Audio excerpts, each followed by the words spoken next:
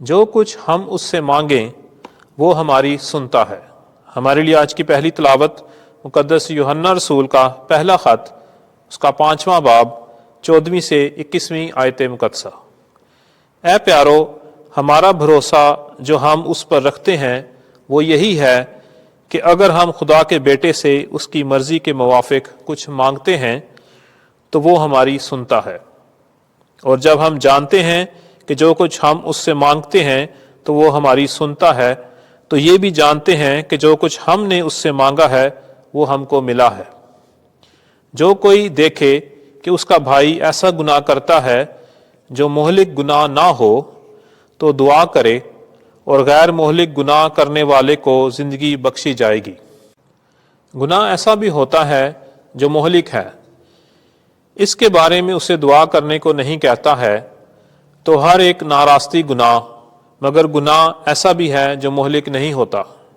ہم جانتے ہیں کہ جو کوئی خدا سے پیدا ہوا ہے وہ گناہ نہیں کرتا، بلکہ جو خدا سے پیدا ہوا ہے وہ اس کی حفاظت کرتا ہے، اور وہ شریر اسے چھو نہیں سکتا۔ ہم جانتے ہیں کہ ہم خدا سے ہیں اور کہ ساری دنیا اس شریر کے قابو میں ہے، اور ہم یہ بھی جانتے ہیں کہ خدا کا بیٹا آیا ہے اور ہمیں یہ سمجھ بخشی ہے کہ الحق کو پہچانے، اور کہ الحق یعنی اس کے بیٹے یسوع مسیح میں رہتے ہیں۔ یہی حقیقی خدا اور ہمیشہ کی زندگی ہے۔ اے بچوں، تم بتوں سے اپنے آپ کو بچائے رکھو۔ پاک کلام کے پڑھے اور سنے جانے پر خدا کی برکت ہو۔ زبور 149 جماعتی جواب۔ خداوند اپنی امت کو عزیز جانتا ہے۔ خداوند کے لیے ایک نیا گیت گاؤ، مقدسوں کی جماعت میں اس کی حمد گونج اٹھے۔ اسرائیل اپنے خالق سے شادمان ہو، فرزندان صہیون اپنے بادشاہ کے سباب سے شادمان ہوں۔ جماعتی جواب۔ خداوند اپنی امت کو عزیز جانتا ہے۔ یہ رقص کے ساتھ اس کی حمد کریں، خنجریوں اور بربت کے ساتھ اس کی مدح سرائی کریں، کیونکہ خداوند اپنی امت کو عزیز جانتا ہے اور غریبوں کو فتح مندی سے آراستہ کرتا ہے۔ جماعتی جواب۔ خداوند اپنی امت کو عزیز جانتا ہے۔ مقدسین جلال میں خوش ہوں، وہ خوشی سے للکاریں اور آرام کریں۔ خدا کی ستائش ان کے لبوں پر ہو، اس کے تمام مقدسین کا یہ فخر ہے۔ جماعتی جواب۔ خداوند اپنی امت کو عزیز جانتا ہے۔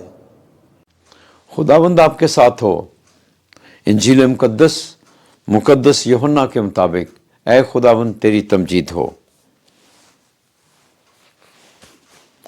تیسرا باب 22ویں سے 30ویں آیت۔ دلہا کا دوست جب دلہے کی آواز سنتا ہے تو خوش ہوتا ہے۔ اس وقت یسوع اور اس کے شاگرد یہودیہ کی سرزمین میں آئے، اور وہ وہاں ان کے ساتھ رہا اور استباق دیتا تھا۔ اور یوحنا بھی شالیم کے نزدیک عین نون میں استباق دیتا تھا، کیونکہ وہاں پانی بہت تھا اور لوگ استباق لیتے اور وہاں پانی بہت تھا اور لوگ استباق لینے آتے تھے، کیونکہ یوحنا اس وقت تک قید خانہ میں ڈالا نہ گیا تھا۔ پس یوحنا کے شاگردوں کی کسی یہودی کے ساتھ طہارت کی بابت بحث ہوئی، اور انہوں نے یوحنا کے پاس آ کر کہا کہ ربی، جو اردن کے پار تیرے ساتھ تھا اور جس کی تو نے شہادت دی، دیکھ وہ استباق دیتا ہے اور سب اس کے پاس جاتے ہیں۔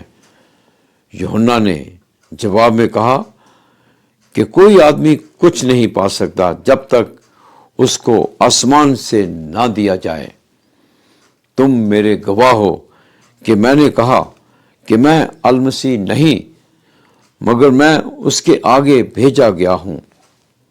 جس کی دلہن ہے وہ دلہا ہے، مگر دلہا کا دوست جو کھڑا ہوا ہے اس کی سنتا ہے۔